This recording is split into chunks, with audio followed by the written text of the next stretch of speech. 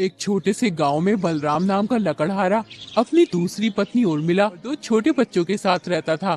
उसके बेटे का नाम हर्ष और बेटी का नाम अंजू था, जो उसकी पहली पत्नी के बच्चे थे। बलराम दिन भर जंगल में लकड़ी काटता था और फिर शाम को उन्हें बाजार में बेच आता था। लकड़ियों को बेचकर उसे जो थोड़े बहुत पैसे मिलते थे, उन्हीं से उसके घर का गुजारा होता था।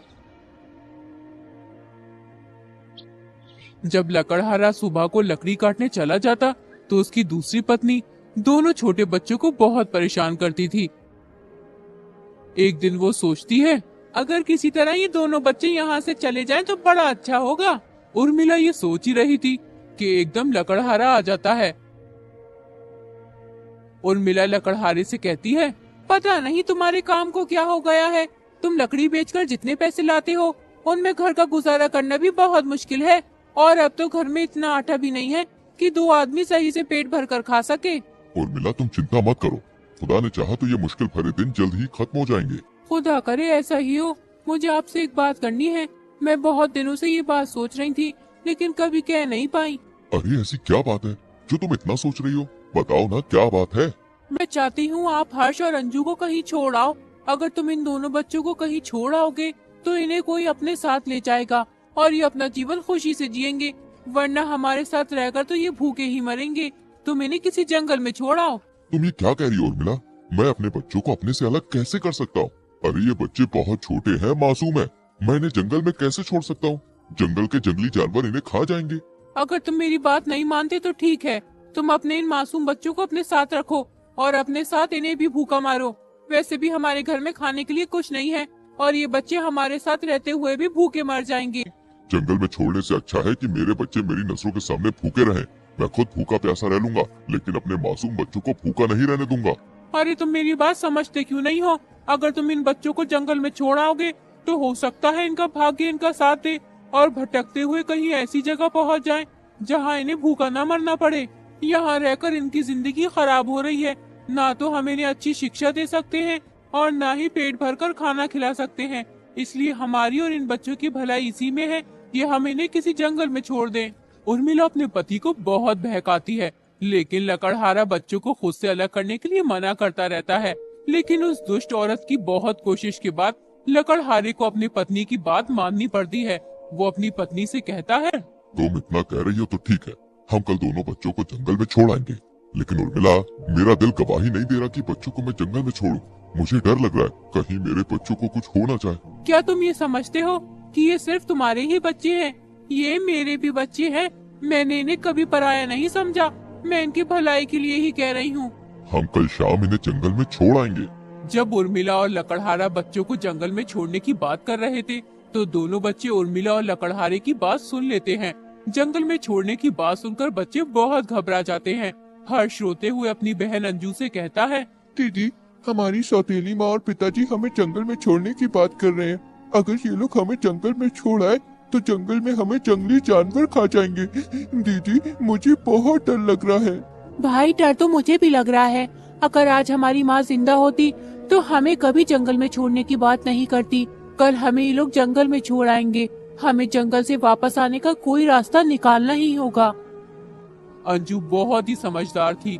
वो रात भर जंगल से वापस आने के बारे में सोचती रही। फिर उसके दिमाग में एक बात आई। वो हर्ष से बोली, मुझे पता चल गया है, हम जंगल से वापस घर कैसे आ सकते हैं, लेकिन उसके लिए हमें छोटे कंकड़ चाहिए। जब पिताजी और माँ हमें जंगल में छोड़ने जाएंगे तो हम रास्ते में छोटे कंकड़ फेंकते हुए चलेंगे, जिससे हमें घर आने के लिए रास्ता मिल जाएगा। अब तुम एक काम करो, बाहर से कुछ कंकड़ उठा लाओ। अपनी बहन के कहने पर हर्ष अपने पिता और सौतेली माँ की निगाह से बचकर घर से बाहर निकल आता है। फिर बहुत सारे कंकड़ उठाकर अपनी जेब में भर लेता है और फिर चुपचाप वापस घर आ जाता है।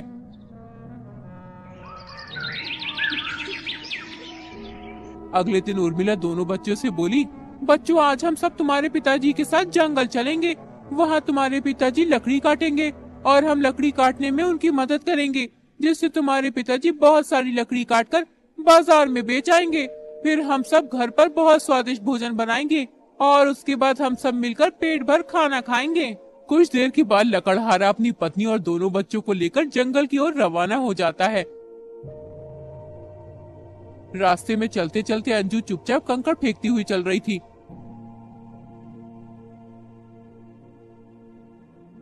कुछ ही देर में सब जंगल पहुंच जाते हैं। फिर लकड़हारा दोनों बच्चों से कहता है, बच्चों, मैं लकड़ी काटने जा रहा हूँ। तुम्हारी माँ भी मेरे साथ है, मेरी लकड़ी काटने में मदद करने जाएगी। जब तक हम लकड़ी काट कर लौटे तब तक तुम हमारा इस पेड़ के नीचे बैठकर इंतजार करना। हम कुछ समय में वापस आ जाएंगे। ठीक है पिताजी, हम तुम्हारा यहीं बैठकर इंतजार करेंगे। लेकिन पिताजी, आप लकड़ी काटकर थोड़ी जल्दी लौटना। मेरे बच्चों, तुम परेशान मत हो, मैं कुछ ही देर में लकड़ी काटकर वापस आ जाऊंगा। लकड़हारा दोनों बच्चों को घने जंगल में छोड़कर अपनी पत्नी उर्मिला के साथ घर चला आता है। दोनों बच्चे पूरा दिन लकड़हारे का इंतजार करते रहते हैं, लेकिन लकड़हारा वापस लौटकर नहीं आता है। कुछ देर के बाद जब अंधेरा हो जाता है तो दोनों बच्चों को उस घने जंगल में डर लगने लगता है। दीदी, मुझे बहुत डर लग रहा है। अब हम क्या करेंगे? अगर कोई जंगली जानवर आ गया तो वो हमें खा जाएगा। घबराओ मत हर्ष, मैंने रास्ते में कंकड़ फेंक दिए थे। अब उन कंकड़ों की मदद से हम अपने घर पहुंच जाएंगे। दोनों बच्चे कंकड़ों की मदद से रास्ता तलाश करते हुए अपने घर पहुंच जाते हैं।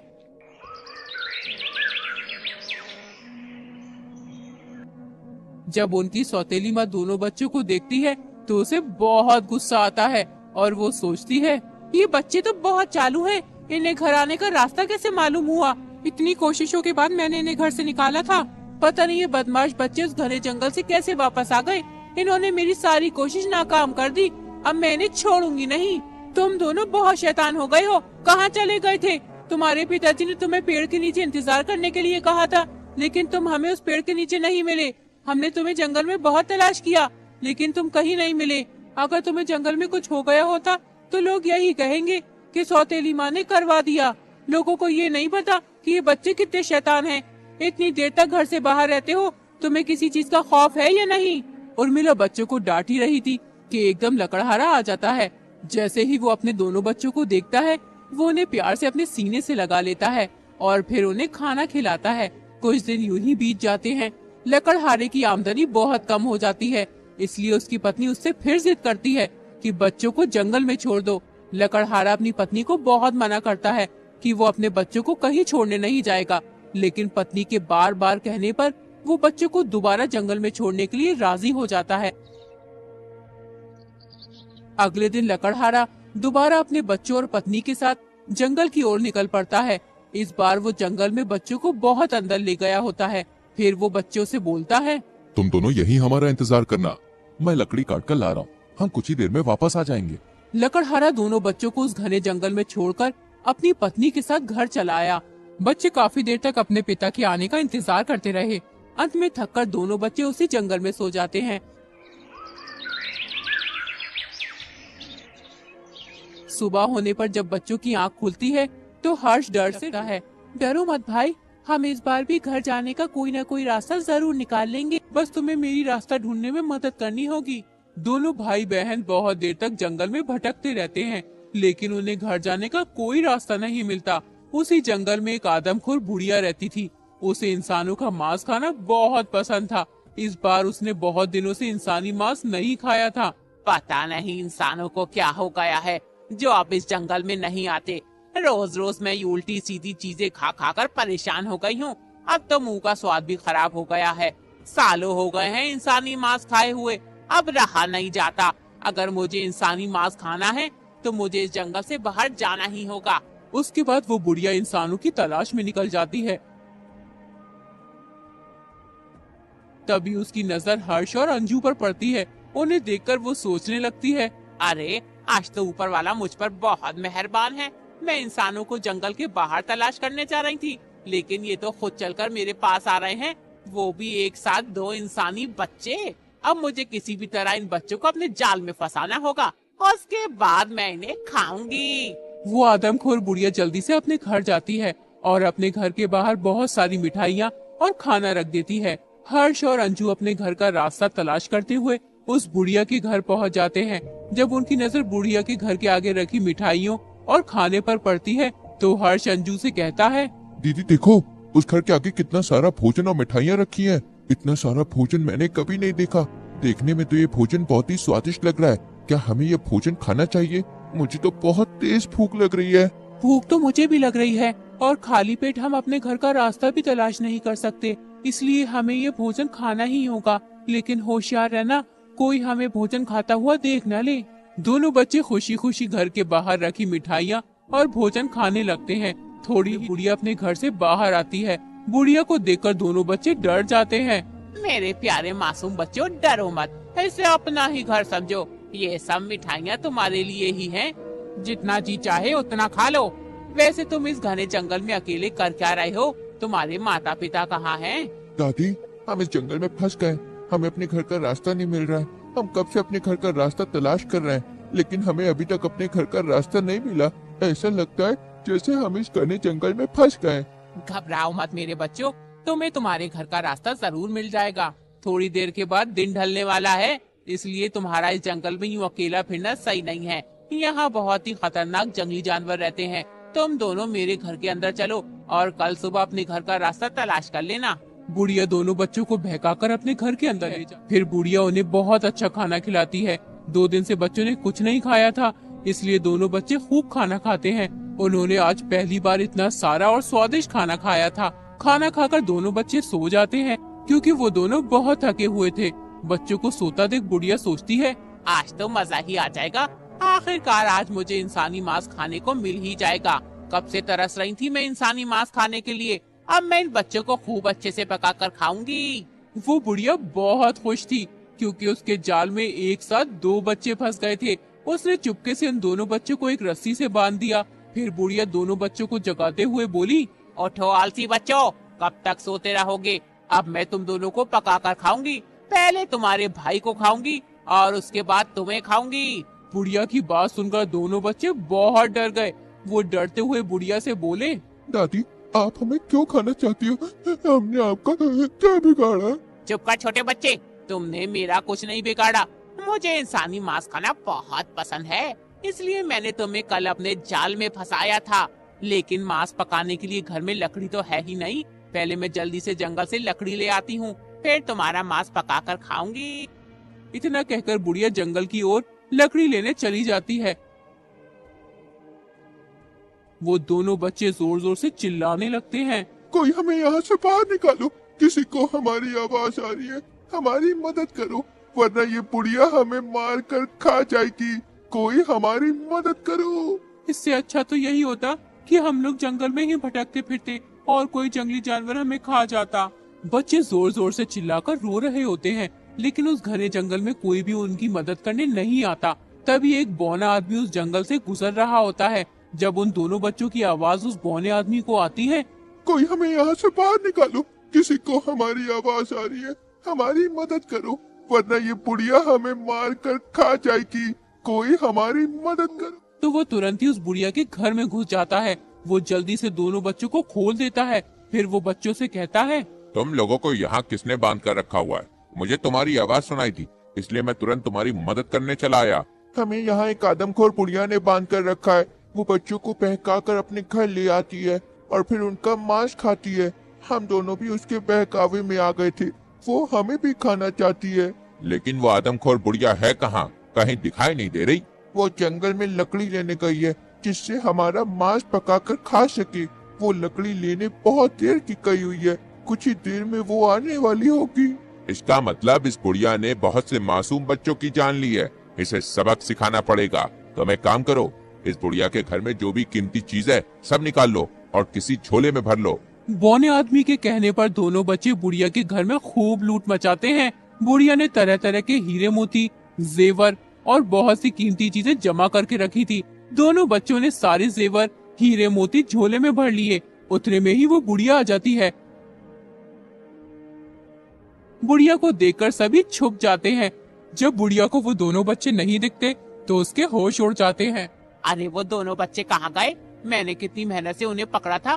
वो दोनों मेरी सारी मेहनत पर पानी फेर कर भाग गए। बुढ़िया बच्चों के भागने का दुख मना ही रही होती है कि एकदम बौना आदमी और दोनों बच्चे चुपके से पीछे से आते हैं और आदमखोर बुढ़िया की खूब पिटाई करते हैं। वो तीनों बुढ़िया को इतना मारते हैं कि उसे लहू लुहान कर देते हैं, फिर वहाँ से भाग जाते हैं। हाय, कमबख्तों ने मार डाला।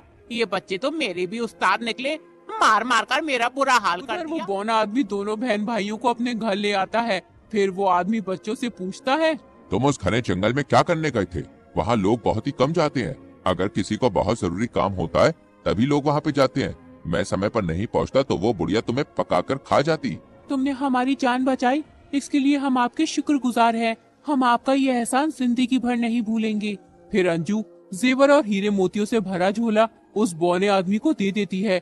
बौना आदमी बहुत ही ईमानदार होता है, इसलिए वो सोने के 3 हिस्से करता है। एक हिस्सा खुद लेता है और बचे हुए 2 हिस्से दोनों बहन भाई को देता है। उसके बाद वो दोनों बच्चों को विदा कर देता है।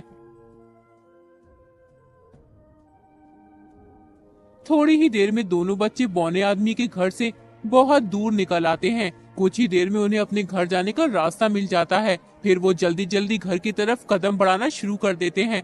थोड़ी ही देर में दोनों बच्चे अपने घर पहुंच जाते हैं। घर पहुंचकर उन्होंने देखा कि उनका पिता एक कोने में बैठकर रो रहा होता है और बहुत दुखी दिखाई देता है। जैसे ही दोनों बच्चे लकड़हारे के पास पहुंच, लकड़हारा दोनों को गले लगा लेता है और बोलता है, मेरे बच्चों, कहाँ थे तुम? मैंने तुम्हें बहुत याद किया। जिस दिन से मैंने तुम्हारी सौतेली माँ के कहने पर तुम दोनों को जंगल में छोड़ा था, उस दिन से आज तक मुझे एक पल के लिए भी चैन नहीं मिला।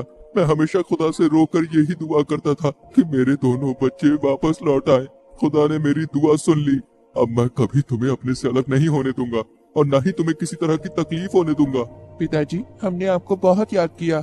हमें जंगल में एक आदमखोर बुढ़िया ने पकड़ लिया था, लेकिन हमें एक बौने आदमी ने उस आदमखोर बुढ़िया से बचा लिया। हमने उसकी बहुत पिटाई की और उसके सारे जेवर हीरे मोती ले आए।